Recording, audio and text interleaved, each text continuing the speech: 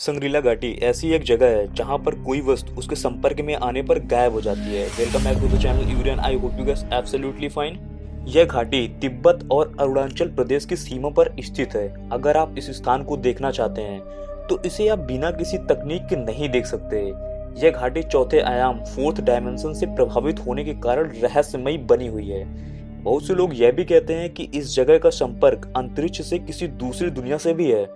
यदि आप इस घाटी के बारे में और अधिक जानना चाहते हैं तो आपको एक प्राचीन किताब काल विज्ञान पढ़नी होगी। यह किताब आज भी तिब्बत के तवांग मठ में पुस्तकालय में मौजूद है और ये तिब्बती भाषा में लिखी गई है। इस किताब में लिखा है कि इस 3 आयाम वाली थर्ड डायमेंशन की दुनिया की हर वस्तु देश, समय और नियत में बंधी हुई है। यानी हर वस्तु एक निश्चित स्थान, समय और नियमों के हिसाब से काम करती है। लेकिन संग्रीला घाटी में समय ना के बराबर है। हम इसे सरल शब्दों में ऐसे समझ सकते हैं कि हमारे यहाँ के सैकड़ों साल और वहाँ का 1 सेकंड। सिर्फ 3 तत्वों से युक्त शरीर या कोई योगी और सिद्ध ही वहाँ पहुँच सकता है। जिन लोगों ने काल विज्ञान किताब में इसका अनुभव किया है उनके अनुसार संग्रीला घाटी धरती पर वह स्वर्ग है जहाँ पर उम्र थम जाती है। दूसरे आयाम के साथ ही यह सिद्धाश्रम है जहाँ पर उच्च श्रेणी के सभी संत आज भी तपस्यारत हैं। संग्रीला घाटी का रहस्य हमारे धरती पर ही स्थित है। भारत और तिब्बत के मध्य एक गुप्त स्थान है जहाँ पर आज भी सभी दिव्य जड़ी बूटियां विद्यमान हैं। प्राचीन काल में जब लक्ष्मण जी मूर्छित हो गए थे तब श्री हनुमान जी द्वारा संजीवनी बूटी लाई गई थी। वो भी संग्रीला घाटी का ही एक भाग था। जो लोग इस घाटी से परिचित हैं उनका कहना है कि प्रसिद्ध योगी श्यामाचरण लाहिड़ी के गुरु अवतारी बाबा, जिन्होंने आदि शंकराचार्य को भी दीक्षा दी थी, संग्रीला घाटी के किसी सिद्ध आश्रम में अभी भी निवास कर रहे हैं। यहाँ के 3 साधना केंद्र प्रसिद्ध हैं। पहला है ज्ञानगंज मठ, दूसरा है सिद्ध विज्ञान आश्रम और तीसरा है सिद्धाश्रम।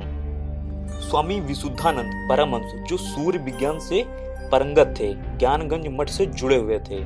इस संग्रीला घाटी में रहने वाले योगी आचार्यगण संसार के योग शिष्यों को खोज कर इस घाटी में लाते हैं और उन्हें दीक्षा देकर परिपूर्ण बनाकर फिर इसी संसार में ज्ञान का प्रचार प्रसार के लिए भेज देते हैं।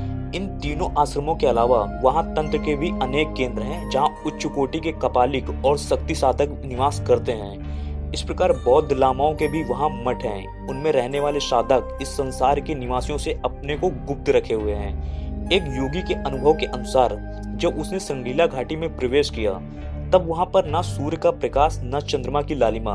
वहां पर वातावरण में एक दूधिया प्रकाश फैला हुआ है जिसके बारे में कोई नहीं जानता।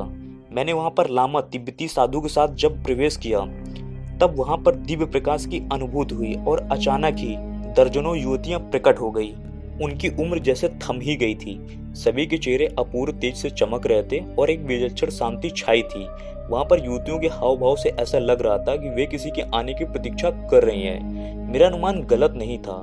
थोड़ी देर बाद देखा कि एक तेज पुंज सहसा वहां प्रकट हुआ। अद्भुत था वो प्रकाश पुंज धीरे धीरे आश्रम के भीतर की ओर जाने लगा। युवतियां भी उसके पीछे पीछे चलने लगी। मेरे उस लामा से पूछने पर उसने बताया कि ये आत्म शरीर है। योगियों का आत्म शरीर ऐसा ही होता है। ये युवतियां योग कन्याएं हैं। कई जन्मों की साधना के बाद इन्होंने इस दिव्य अवस्था को प्राप्त किया है। योग में इसी को कैवल्य अवस्था कहते हैं। ये सभी आत्म शरीर धारणी हैं, लेकिन विशेष अवसर के कारण इन्होंने भौतिक देह की रचना कर ली है। आत्म शरीर को उपलब्ध योगात्माएं इच्छा अनुसार कभी भी भौतिक देह की रचना कर सकती हैं।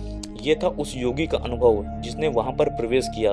माना जाता है कि सभी दिव्य उच्च श्रेणी के संत और योगी अपनी उम्र जीने के बाद संग्रीला घाटी में प्रवेश करते हैं।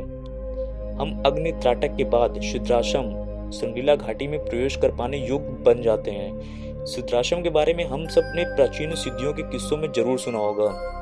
ऐसा कहा जाता है कि अपना जीवन पूरा होने के बाद सिद्ध योगी और ऋषि अपना शेष जीवन जब तक उन्हें मोक्ष या लक्ष्य न मिल जाए वह वहां पर बिताते हैं। वे कभी भी वहां से भौतिक संसार में विचरण कर सकते हैं। एक दिव्य संसार जहाँ कोई दुख नहीं, कोई चिंता नहीं, उम्र का कोई पड़ाव नहीं, तो चारों तरफ बस शांति और दिव्यता, जिसमें हम अपने आप को ज्यादा से ज्यादा दिव्य बनाते हैं।